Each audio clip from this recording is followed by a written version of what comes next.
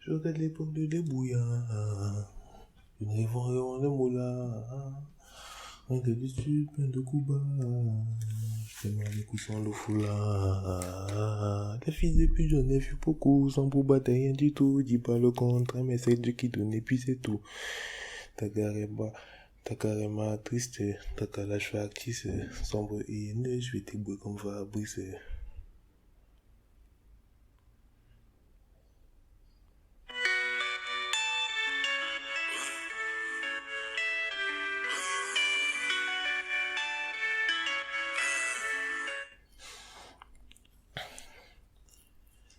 Salam alaikum. À la Dumbaïa au micro. 27 degrés à Marrakech.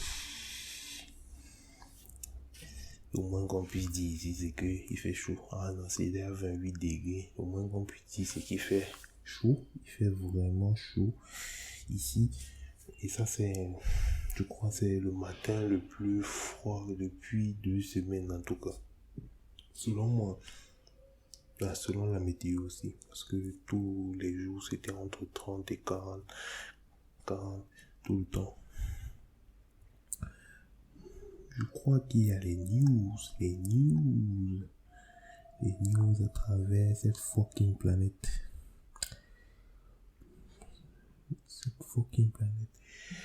Nous sommes 7 milliards d'humains, plus d'1 milliard en Afrique. Mais grâce au coronavirus, Miss Rona, elle a fait un excellent travail cette année-ci. Elle nous a rapprochés, elle nous a fait draguer les filles en ligne sans devoir se toucher, sans devoir se parler en face. Et aussi, bien sûr, elle a sponsorisé beaucoup de futures naissances. Parce que quand les gens sont lockdown chez eux, ils s'ennuient. Ils vont faire quoi? Ils ne vont rien faire. Et quoi que dans ce domaine, pour le moment, avec les chiffres qu'on a à travers la planète, le prix va revenir au Kenya. Au Kenya, 4000 jeunes filles seraient tombées enceintes entre mars et juin dernier selon les chiffres auprès des hôpitaux de la région. 4000 jeunes filles déjà recensées, ils sont tombées enceintes. Donc ça fait 3 mois.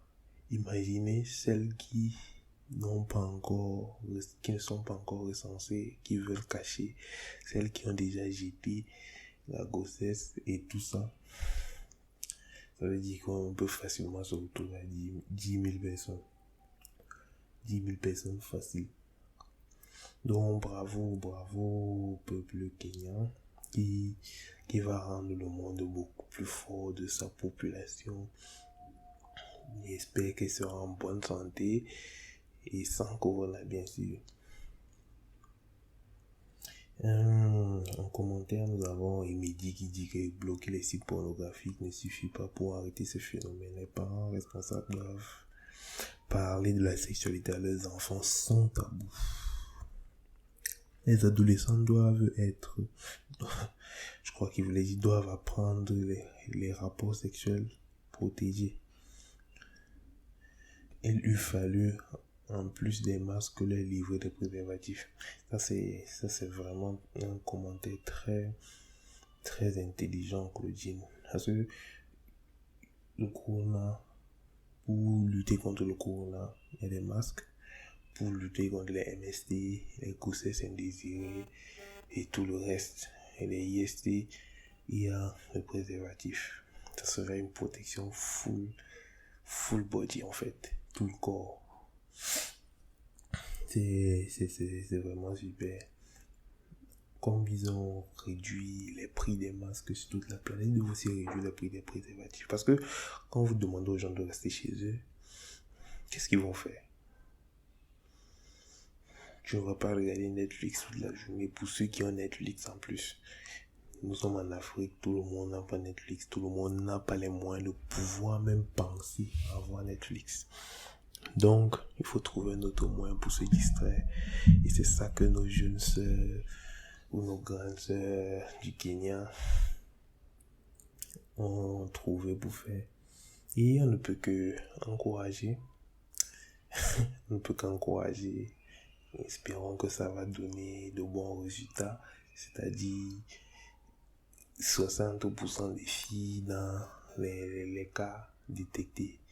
Donc quand je parle des filles, 60% des filles, c'est-à-dire les naissances doivent être plus de filles. Parce que nous les hommes, on aime quand il y a beaucoup de filles. Parce qu'apparemment sur la planète, il y a 50% de filles, 50% d'hommes. Non. Il faut qu'il y ait beaucoup plus de filles pour qu'on ait beaucoup plus de choix. Vous voyez? C'est une vraie catastrophe. Edem qui a commandé une vraie catastrophe, une épidémie qui fait concurrence à la Covid-19. Premièrement, une catastrophe. Je ne sais pas si c'est vraiment une catastrophe. Ça peut être une catastrophe, mais tu ne peux pas déjà dire que c'est une catastrophe. Et c'est une épidémie. Les grossesses, c'est une épidémie. Moi, je n'étais pas au courant que les grossesses sont des épidémies. Mais monsieur Edem me dit ça. Et il dit que cette épidémie fait concurrence à la Covid-19. Donc bref, si je crois bien, si je me rappelle bien, Covid-19 c'est coronavirus 2019, je crois bien. Lui, il parle de Covid-19. Donc, lui, il a déjà prévu la prochaine. Donc, ça sera dans 10 ans. Ouf, dans 10 ans. En tout cas, j'ai saisi M. Edem. Dans 10 ans, je serai déjà prêt. Totalement prêt. Pour la prochaine crise. Ouais, dès janvier, je serai prêt. En tout cas, j'espère. L'Afrique a besoin de plus d'hommes pour être aussi forte. Pour ma part, je soutiens le Kenya. Belle initiative et beau geste. Premièrement, je crois pas que ce soit un beau geste ou une initiative parce que ce n'est pas forcément voulu. Ce n'est pas forcément voulu. Si je me rappelle, ils ont dit jeunes filles. Nous savons que les jeunes filles sont, sont immatures, ne sont pas prêtes pour les grossesses. Donc, je ne crois pas que ce soit vraiment volontaire. Et quand la grossesse n'est pas volontaire, je ne sais pas si c'est qu'on peut. Il y a eu des plans pour. Il peut y avoir un plan qui va faire que la population soit rentable, on va dire.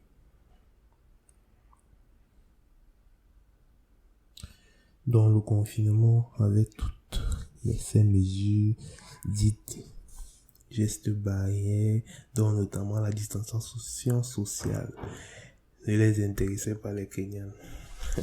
Ce n'est pas seulement les Kenyans qui ça n'intéressait pas. Nous sommes africains. On s'en fout de la distanciation sociale.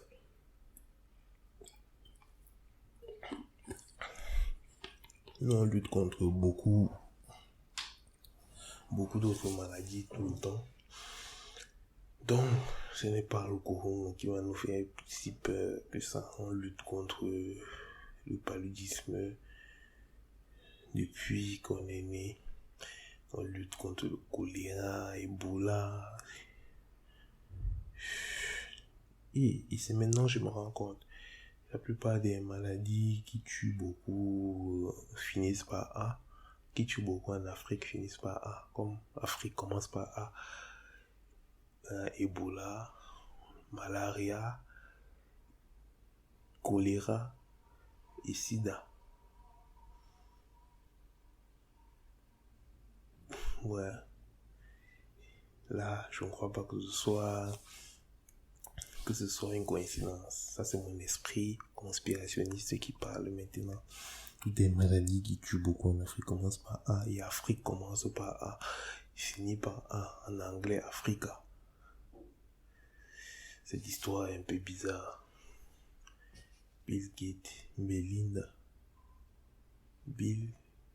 La fondation Bill et Melinda Gates. Melinda finit par A. Donc, selon mes calculs conspirationnistes, toutes ces maladies ont un rapport avec Melinda et Bill Gates, bien sûr.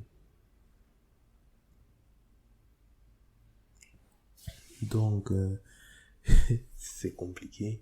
C'est vraiment compliqué. Je comprends maintenant pourquoi, depuis peu, Bill Gates est devenu le méchant de toutes les histoires. Sa fondation est tellement impliquée en Afrique. Les maladies ne font que être créées ou ne font qu'apparaître. Et c'est l'Afrique qui souffre, soi-disant. Avec Covid-19, quand même, je crois que c'est différent.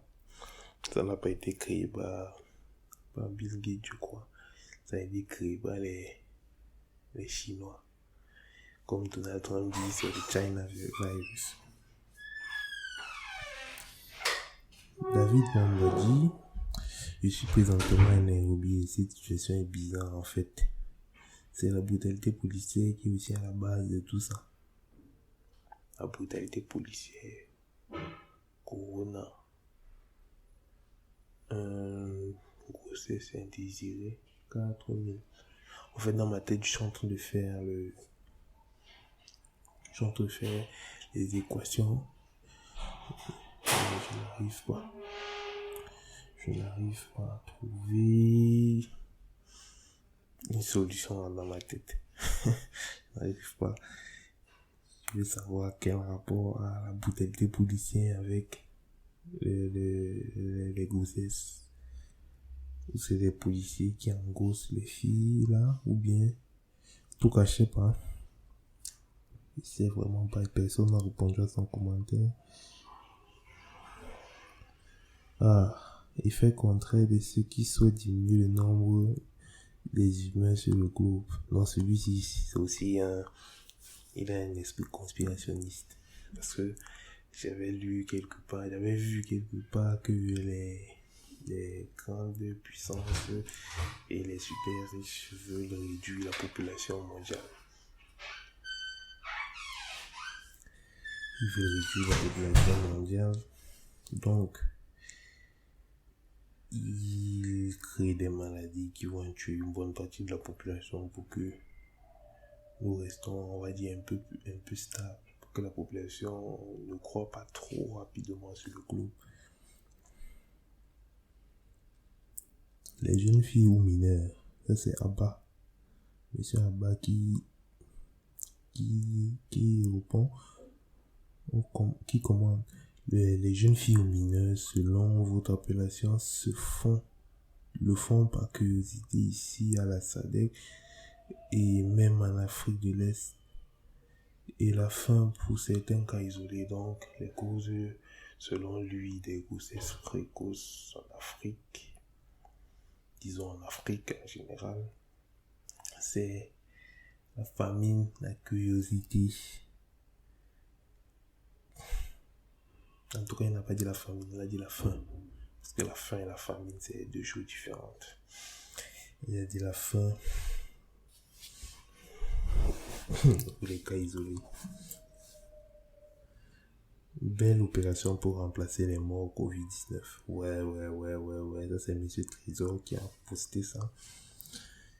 Si c'est que c'est vraiment voulu, en tout cas que ça voulu ou pas, ça fait en sorte que le nombre de morts qui a Covid-19, elle les remplace. Ce sont des femmes fortes, des filles fortes. En tout cas, on devrait les décorer chevaliers de l'ordre et de la valeur dans leur pays.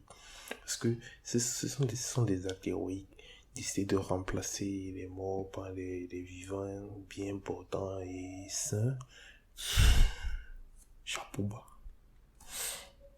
C'est super en tout cas. Les effets secondaires de la jeunesse, je n'ai pas compris. Les retombées du coronavirus. Ouais, ça c'est totalement ça. C'est pas seulement le coronavirus, c'est du lockdown, du confinement. Et d'autres demandent un self-distance practice. Nous, on ne connaît pas la distanciation sociale. Nous sommes africains, la distanciation sociale, c'est pour les blancs. Et comme vous avez remarqué, je ne suis pas blanc. Donc, je crois qu'au Kenya aussi, ils ne sont pas blancs. Donc, nous, les distanciations sociales, on s'en bat les couilles. On s'en bat les couilles tout simplement.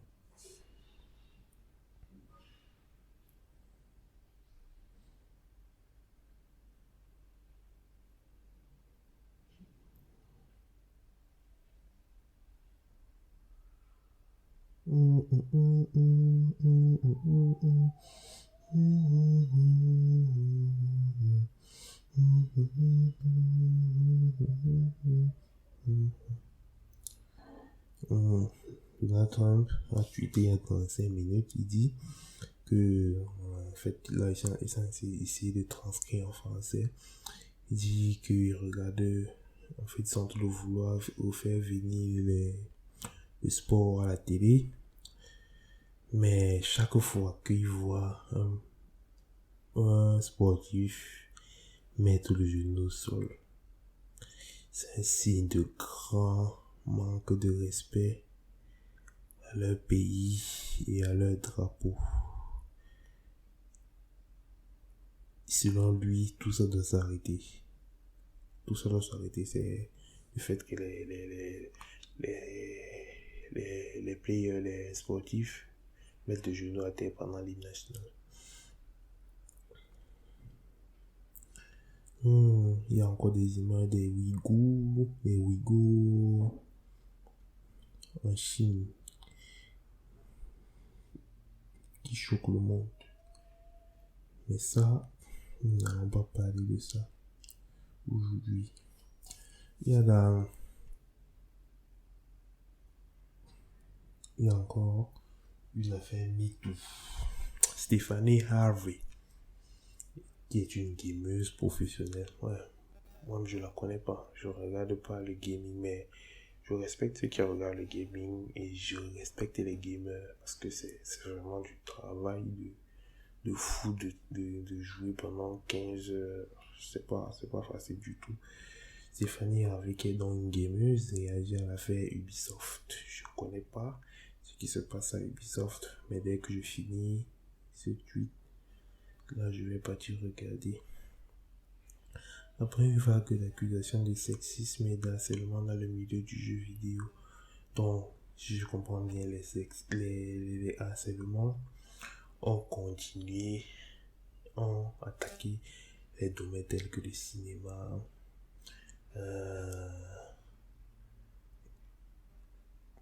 la musique, même dans la rue, il y a le harcèlement. Et ils viennent aussi peupler le monde du jeu vidéo. C'est vraiment très bizarre. C'est très bizarre.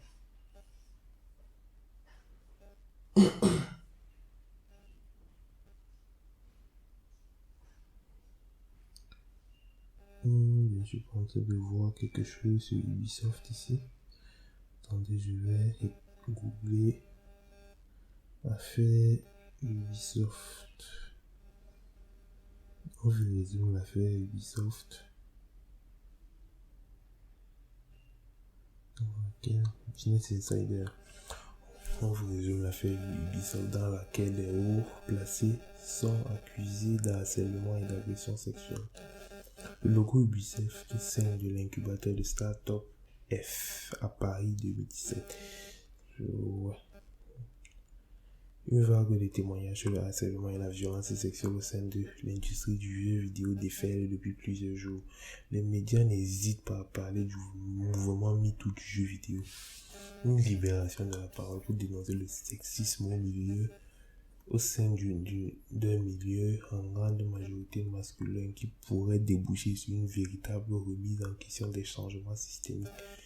Et cette vague touche notamment Ubisoft, géant français derrière les franchises telles que Assassin's Creed, Far Cry ou Rainbow Six.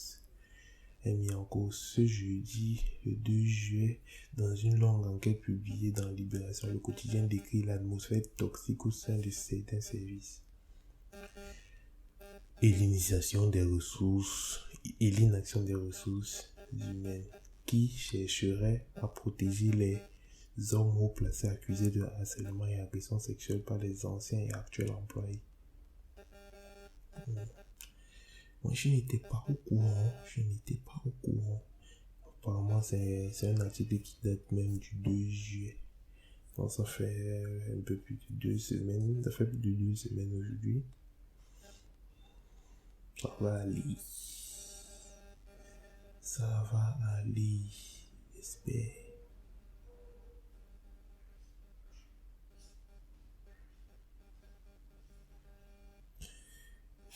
Et flash. Emmanuel Macron s'exprimera ce soir sur TF1 depuis l'Élysée. Il reviendra sur le plan historique de la relance européenne ainsi que ses conséquences pour la France. Là, c'est juste un flash. Mais moi, je suis pas français. Ce que Macron dit, surtout c'est pour la France, je m'en fous. Ça, c'est ce genre de tweets que j'aime voir. Younes a tweeté: l'équipe du Maroc est plus forte que celle de l'Algérie. Alors, regardez quelques réponses, bien sûr. Ah, monsieur Younes a beaucoup tweeté là. Voilà, l'Algérie est actuellement au sommet de l'Afrique. Quand l'Algérie gagne contre la Colombie, le Maroc perd contre le Bénin.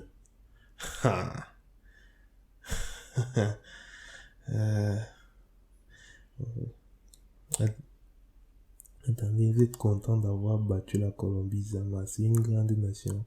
Bref, pendant que nous on mettait des 6-0 au Mali, 3-0 au Gabon et 2-0 à la Côte d'Ivoire, plus meilleur devant vous n'êtes pas qualifié contre le Cameroun, Zambie et le Nigeria. Oui, c'est une nation dans le top 10 du classement FIFA. Et à le poste où nous l'avions battu. Au moment où il avait battu, ils étaient dans le top 10 du classement FIFA avec Cuadrado, James Rodriguez, Sanchez, etc. Des joueurs de qualité. Nous sommes champions d'Afrique, c'est tout ce que j'ai à dire. Sauf que l'équipe et les sélectionneurs n'étaient pas les mêmes.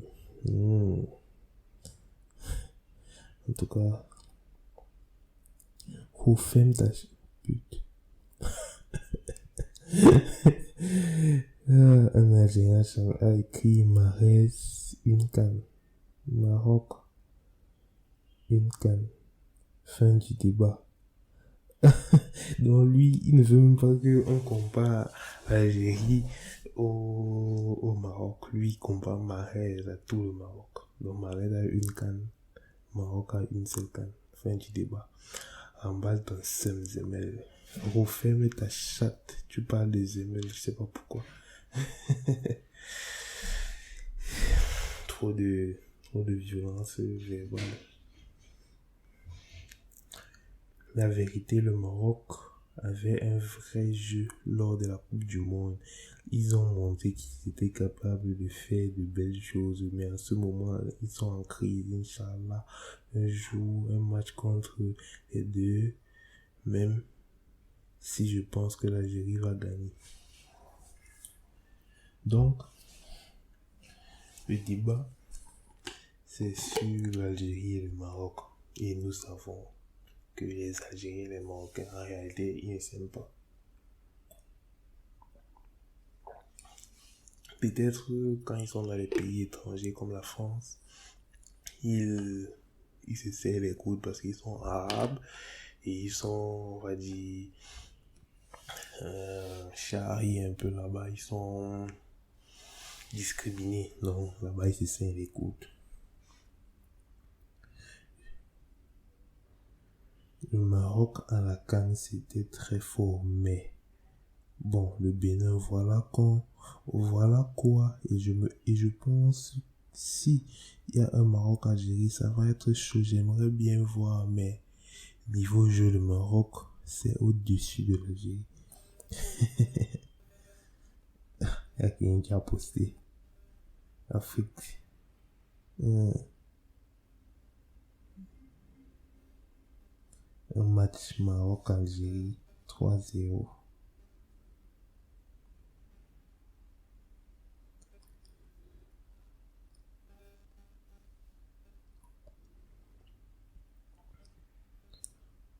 Si l'équipe du Maroc serait la plus forte que celle de l'Algérie, comme tu le dis, elle serait actuellement championne d'Afrique et aurait un meilleur effectif. Bref, je sais pas pourquoi tu cherches les histoires avec ça. Alors que tu sais déjà la vérité, belle, et tu cherches le buzz. Premièrement, je pense que Asma n'a pas de mauvaises intentions, mais elle veut juste finir les débats. Mais là, elle a dit un point que je ne suis pas totalement d'accord avec elle. Au football, c'est pas forcément la meilleure équipe qui gagne en fait. C'est pas la meilleure équipe qui gagne toujours. Il y a des différents jouent, différents éléments qui font en sorte qu'une équipe gagne et pas une autre. C'est pas parce qu'elle est meilleure ou pas. C'est juste que l'autre a gagné le match. C'est ça. Sinon, si c'est la meilleure équipe qui gagne, c'est que le Cameroun devait être champion d'Afrique pendant 10 ans d'affilée. Parce qu'ils ont de loin la meilleure équipe d'Afrique. De loin. Ça, je ne discute avec personne. Quelqu'un a posté un commentaire à part Hakimi et Ziyech. Chaque personne à l'équipe du Maroc, mais vraiment.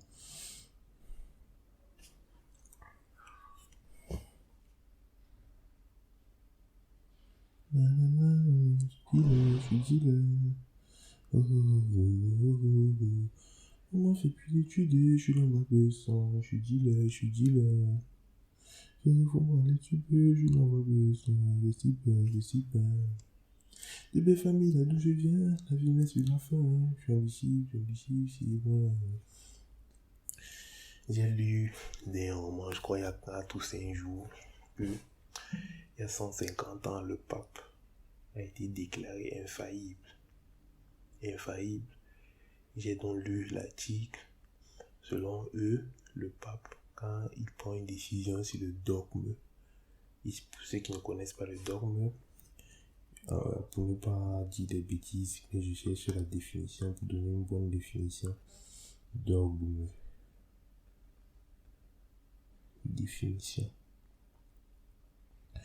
Dogme. Point de doctrine établie ou regardée comme une vérité fondamentale et incontestable dans une religion, une école philosophique. Voilà. Donc, le pape a le droit d'établir de nouveaux dogmes en réalité. Il peut établir de nouveaux dogmes quand il veut, comme il veut, parce que c'est lui le pape.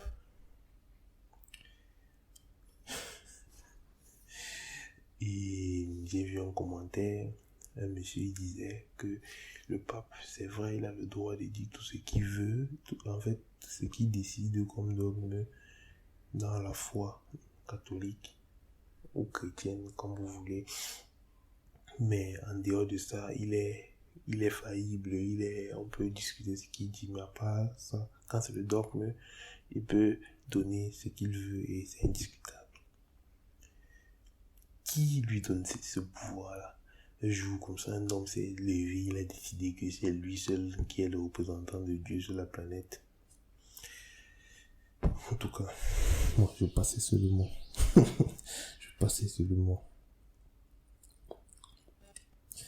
Et bien sûr, j'ai aussi appris que il y a un paradis pour tous mes frères camerounais. Le paradis. Tous nous savons qu'au Cameroun, l'entreprise la plus rentable, c'est les brasseries. Pourquoi? Parce que les Camerounais sont les plus grands buveurs de tous les temps. Au pays, avant de boire de l'eau, on boit d'abord la bière. Et j'ai une nouvelle à annoncer à tous mes frères camerounais. Il y a un paradis pour vous. Et ça s'appelle la République tchèque. La République tchèque, le prix de la bière est moins élevé que le prix de l'eau. Et apparemment, ça serait pareil dans tous les pays d'Europe de l'Est. Donc, c'est une destination de rêve pour un Camerounais. Au moins, tu sais que tu t'en vas là-bas, tu n'auras pas besoin de boire de l'eau parce que même quand tu n'auras pas assez d'argent, l'eau sera toujours plus chère que la bière. Donc, tu bois ta bière. Mais surtout, il ne faut pas oublier qu'il faut boire minimum 2 litres d'eau par jour, si je ne me trompe pas, ou c'est 1 litre et demi d'eau par jour. Donc, il faut essayer d'atteindre ce quota malgré tout. Je ne sais pas si la bière elle peut être considérée comme l'eau. C'est parce que vous en pensez. Donc, celui qui sait si la bière peut être considérée comme l'eau, et si l'eau de la bière entre dans le corps et le corps le traite comme l'eau, vous n'avez qu'à me dire.